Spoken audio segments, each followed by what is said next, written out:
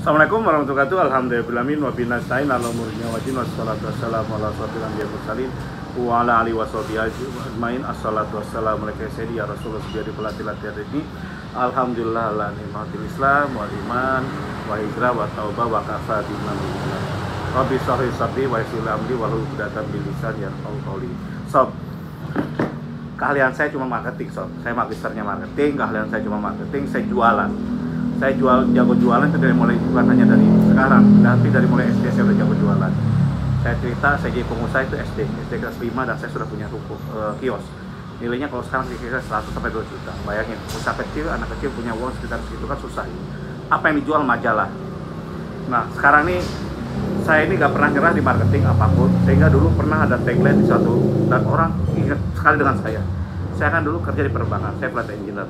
Terus ketika saya ngambil alih di Jaya Agung, perusahaan keluarga saya, tagline-nya simpel gitu. Jadi saking gilanya saya. Dan saya buat setengah koran penuh waktu itu. Waktu itu koran masih laku ya.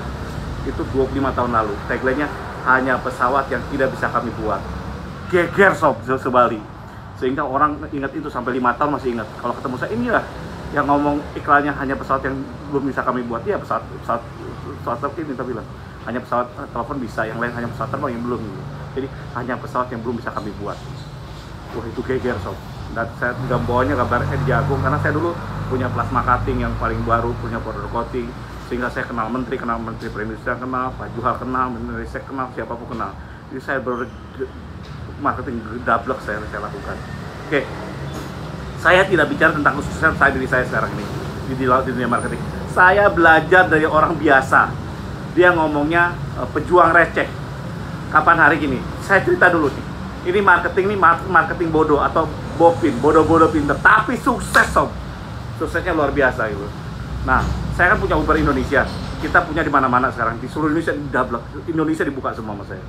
Uber ini. Dan dableknya lagi ternyata beberapa daerah itu naik sekali ini ya. Yang daerah yang bagus-bagus, beberapa daerah bagus kalah sama satu daerah namanya Lahat gitu. Luar biasa kan? Kalah, yang lain kalah. Hampir kalah semua. Kenaikannya naik tinggi sekali, eksponensial tinggi sekali. Bukan tiap minggu 2 kali bukan, hampir tiap hari. Pertama berapa? Anggaplah 20, naik menjadi 40 menjadi 80 naik sekarang sampai 120, sampai lebih sekarang ini. Luar biasa. Jadi kenaikannya 2 kali lipat tuh per harinya. Dan saya tanya gini, di daerah lain kok kalah? Di daerah lain strateginya adalah buatin brosur murah, fotokopian, buatin banner tentang Uber, tempel di mana-mana, buatin pengumuman, ngomong media sosial segala macam-macam. Buat media sosial karena manajer di Uber harus punya medsos dulu. Dan ini bukan pengusaha sob, orang biasa. Dia komunitas tapi biasa. Cuman di Uber tuh hebatnya siapapun bisa jadi manajer gitu. Oh bagus. Anda mau lihat SD, nanti kita membuka kesempatan belajar langsung dengan saya. Jadi di Uber gitu, saya buatin grup sendiri belajar langsung. Kapan lagi kuliah dengan saya langsung? Yang dableknya gini, Anda belajar di Uber. Dan ini ternyata saya belajar lagi sama dia. Jadi dia di atas langit ada langit. Kita harus belajar dari siapapun. Kelebihan saya cuma satu, saya membuka diri. Dan saya membuka diri, saya biarkan mereka terbuka gitu. Membuka potensi mereka semua. Jadi di Uber ini siapapun hebat gitu. Akhirnya pas saya lihat naiknya luar biasa, ngalahkan daerah-daerah lain, saya telepon dia ke direkturnya. Tolong, saya kasih bonus kemarin 500.000 untuk ini ya. Tolong buatin video testimoni bagaimana caranya Anda melakukan teknik marketing sehingga Uber banyak ordernya sob, lebih dablek lagi sampai jam 12:30 malam masih terima order loh. Dan itu bukan hanya kurir loh, biasanya di mana-mana Uber tuh kurir sama food, mitra food. Ini enggak, kurir, mitra food, penumpang, semuanya jalan tiga-tiganya. Dan semuanya hampir berimbang loh. Luar biasa. Kerjanya itu paling pagi, jam 6 aja udah ada order. Terus jam 1:30 masih ada order. Saya sampai mir, 2 orang lagi yang masih jalan. Saya kan mir kasihan gitu. Jangan sampai ada kecelakaan atau ada apapun gitu. Kan mir gitu. Nah, ternyata apa? Saya suruh dia buatin ngajarin yang lain, gimana sih teknik lu sampai lu bisa Uber bisa berkembang di pesat di Lahat gitu. Akhirnya dia ngasih jawaban, seminggu dia bingung nggak ngasih jawaban, 3 hari 4 hari. Kenapa? Ternyata dia bingung ngasih jawabannya. Apa yang gua harus berikan, katanya, testimoniin, sedangkan saya kasih bonus, saya suruh dia buatin ngajarin yang lain, buatin video gimana caranya, dan itu dibagi ke manajer lain. Kita kan saling memanasi gitu, supaya saling belajar dari yang lain. Ternyata akhirnya dia jujur terbuka gitu. Saya puji dia pun di IG, ternyata dia bahasanya apa? Para pejuang receh gitu. Bukan kami yang bukan Uber yang harus berterima kasih pada kami gitu. Tapi kami yang harus berterima kasih pada Uber gitu. Kami perjuangan reknya, makasih kepada manajemen direktur Uber, sehingga CEO Uber, sehingga Uber bisa memasyarakat, bisa membantu masyarakat, UKM di sana. Jadi UKM terbantu gara-gara Uber, karena harganya masih murah dan dia bisa jalan. Ketika mereka jalan, ekonomi muter.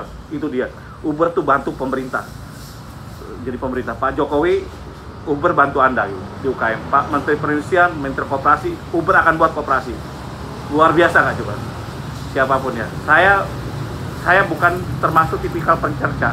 Meskipun saya tidak setuju dengan langkah ekonomi, kan dulu dia yang udah dipilih. Hanya saya masih support. Saya membantu semampu saya Uber ini. Kami ini hanya membantu semampu kami dan itu tidak ada harganya. Tapi keikhlasan kami adalah yang utama itu. Itu prinsipnya Uber. Jadi bantuan kita untuk pemerintah, untuk menghidupkan UMKM, untuk membuat bebas riba, untuk kaya dunia akhirat, itu tidak ada apa-apanya. Tapi keikhlasan kami, itulah yang kami buat gitu. Jadi seperti itu. Dan kalau Anda komunitas yang lain sekarang, RCC siapapun gabung dengan Uber. Kalau Anda wisata kolbu apa gitu, kemarin ketemu mau gabung dengan Uber, dengan SKDA. Karena SKDA sadar kaya dunia akhirat. Ini komunitas all untuk menjadikan Anda kalau mau RCC mau sadar kaya dunia gabung, siapapun gabung, MTR gabung, siapapun gabung gitu. Dan kita sob di SKDA ini itu sudah punya intra gitu. Indonesia tanpa riba, LBH gitu. Anda kan ternyata masalah itu ada litigasi, ada non litigasi gitu. Dan Anda hanya serahkan ke kami ke intra, ada Cap Taufik sama Cap Utin, kami yang lakukan. Biayanya berapa? 90% lebih murah dulu. Dulu saya nggak terima kalau dia minta pendampingan advokat. Sekarang kita terima, welcome. Ada biaya, ada untuk operasional dan lain, tapi itu sebelum. Tapi sisanya kalau Anda diuntungkan, ingat ya, saya minta wakaf.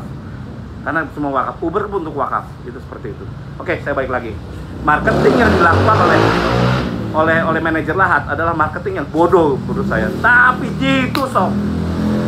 Kenapa jitu? Luar biasa. Naiknya jarang saya nemukan ini naiknya naik ini terus 2 kali lipat. Kayak jet naiknya. Kayak roket dulu. 20, 40, 80, 160 naik terus kayak roket dulu naiknya. Orderan gitu. Dan itu bukan per minggu, per hari. Per hari itu naiknya luar biasa gitu. Dan itu membuat saya semangat gitu. Dan insya Allah Uber akan jadi sejuta umat. Nah, apa sih triknya? Itu namanya marketing bodoh yang dia lakukan. Karena saya membuka potensi marketing bodoh pun dilakukan. Dia ngomong cuma simple. Cap, saya tanya, kamu nyebarin brosur berapa ribu atau berapa ratus? Enggak, selembar pun. Jadi dia tidak buat fotokopian, dia tidak buat macam-macam lah. Pasti banner kan, pasti banner kan. Bannernya pasti banyak tuh. Enggak, Cap. Cuma satu di rumah. Jadi kantornya rumahku garasi, lihat di IG saya yang ada rumah satu itu tempelin itu yang dia ada videonya itu satu. Terus apa caranya? Saya bingung kan? Udah ada cara, saya ini pejuang receh. Ternyata caranya cuma satu. Dia pakai handphone. Kaget ya. Saya modalnya handphone Cap. Wah, sosmed. Enggak juga Cap. Biasa aja. Terus pakai apa? Saya YouTube-nya Cap Ridwan Bali /SKDA. Saya tunjukin ke mitra-mitra food, mitra toko ini loh. Kurir, ini loh yang punya Uber yang melakukan seperti itu. Dia cuma itu. Ternyata itu ternyata oleh si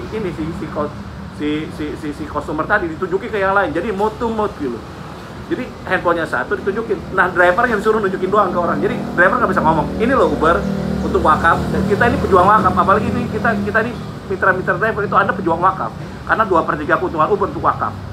Dan tidak 1% itu dimiliki asing dan asing.